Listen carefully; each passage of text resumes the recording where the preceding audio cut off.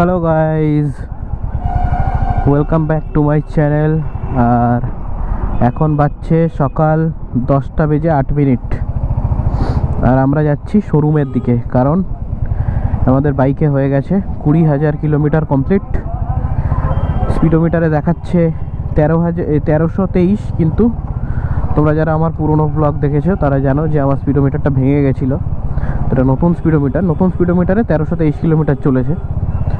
তো সেই হিসেবে আমার 20,000 কিলোমিটার কমপ্লিট হয়ে গেছে। আর আজকে হচ্ছে আমি 5th সার্ভিসটা করাতে যাচ্ছি।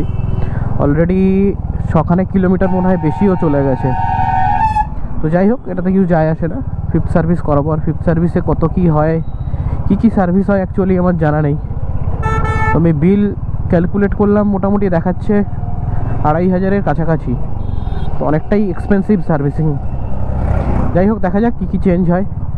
ইঞ্জিন অয়েল চেঞ্জ হবে, ব্রেক প্যাডগুলো চেঞ্জ হবে, এটুকু আমি জানি। আর কি হবে কি না হবে সেটা আমার জানা নেই। তো সেটা ওখানে গেলেই বোঝা যাবে। যতদূর আমি শুনছিলাম যে ফর্ক অয়েলগুলো নাকি চেঞ্জ হবে, এসব আমার কিছু জানা নেই।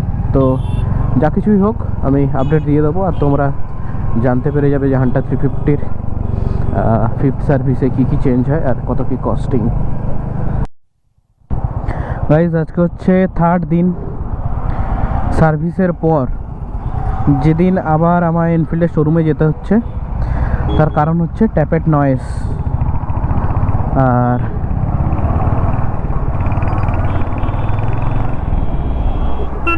সার্ভিস করার 5 দিনের মধ্যে এরকম ট্যাপেট নয়েজ চলে আসছে। তোমরা এখান থেকে আওয়াজ শুনতে পাচ্ছ কি জানি না, কিন্তু আমি শুনতে পাচ্ছি। মানে খুবই বাজে সাউন্ড আসছে। যে মেকানিক ট্যাপেটটা অ্যাডজাস্ট করেছে সে একদম নোংরা, এটা তো ফর শিওর। কেননা ফিফথ সার্ভিস করানোর পর, ট্যাপেট অ্যাডজাস্ট করানোর পর ট্যাপেটের নয়েজ মানে আরও বেশি আসছে। আগে যতটা নয়েজ আসছিল তার চেয়ে অনেকটা বেশি নয়েজ আসছে। এটা তো হওয়ার তো উচিত নয়। এতে তো সার্ভিস না করিয়েই তো ভালো ছিল। তো আবার একটা সেকেন্ডবার কমপ্লেন্ট লঞ্চ করলাম আমি। তো আজকে ফোন এসেছিলো, আজকে আবার বাইকটা নিয়ে যেতে বললো। মানে আমি কি নিজের কাজ করবো না শুধু বাইকটা নিয়ে শোরুম যাবো আসবো, এটা তো আমি বুঝতে পারছি না। এনফিল্ডের কী ধরনের সার্ভিস আর কী ব্যাপার, মাথায় আমার কিছুই ঢুকছে না। তো চলো দেখা যাক ওরা কি বলে।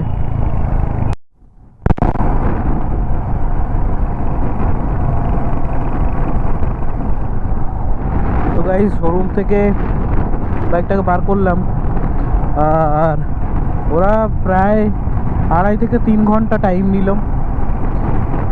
নিয়ে আবার ইঞ্জিন হেড খুলে আবার ট্যাপেট অ্যাডজাস্ট করলো।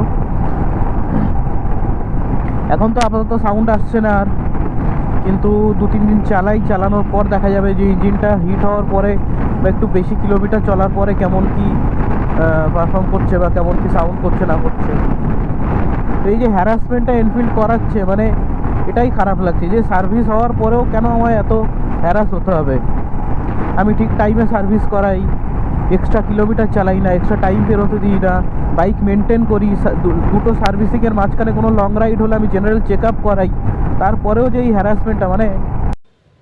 আর বন্ধুরা, 5th সার্ভিসে আমার টোটাল খরচা হচ্ছে 2741 টাকা।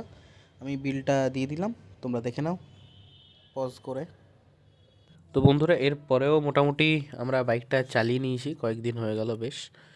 বাইকে ট্যাপেট নয়েজটা চলে গেছে। সেকেন্ড টাইম যখন ওরা বাইকটা খুললো তখন ওরা ঠিকঠাকই অ্যাডজাস্ট করেছে, কিন্তু প্রবলেম একটা থেকেই গেছে। প্রবলেম হচ্ছে যেটা হচ্ছে টপ এন্ডের পারফরমেন্স কিন্তু প্রচণ্ড পরিমাণে রিডিউস হয়ে গেছে, যেটা আমার মানে খুবই খারাপ লাগছে এখন বলতে। যাই হোক, আপাতত ট্যাপেট নয়েজ নেই, আর বাইকটা মোটামুটি ভালোই পারফর্ম করছে এক্সেপ্ট টপ এন্ড।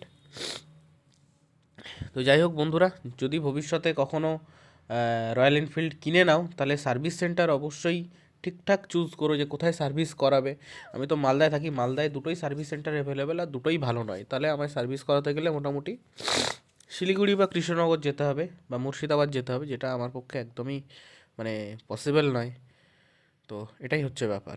চলো, আজকের মতো ভিডিওটা এই পর্যন্তই। যদি ভালো লেগে থাকে তাহলে লাইক, কমেন্ট, শেয়ার করে দিও, আর অবশ্যই সাবস্ক্রাইব করতে ভুলে যেও না।